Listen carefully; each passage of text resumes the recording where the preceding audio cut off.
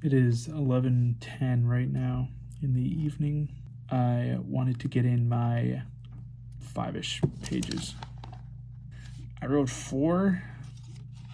Maybe I'll write one more in a second. But I had a bit of a conversation with Dreth, and I asked him what his plans were.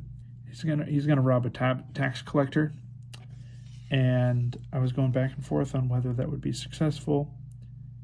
And after some chatting with him, like, I asked him, would he stay in Firden or go elsewhere?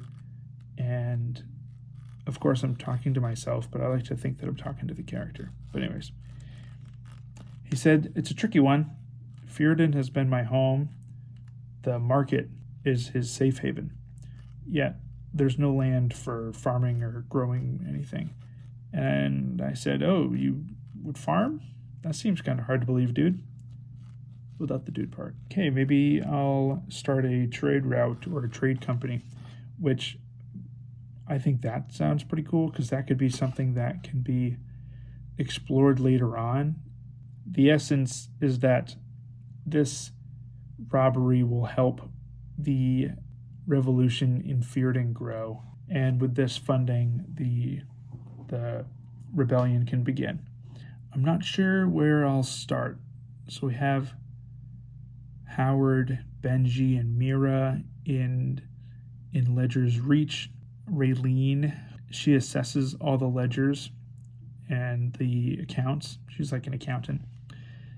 And then her friend, Tala, has taken some information to Ledger's Reach to Mira's father, Castian.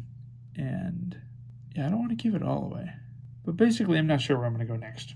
If I go back to Ledger's Reach and like continue on with what's going on there with this cult, or if I start with the revolution, like how would the revolution begin?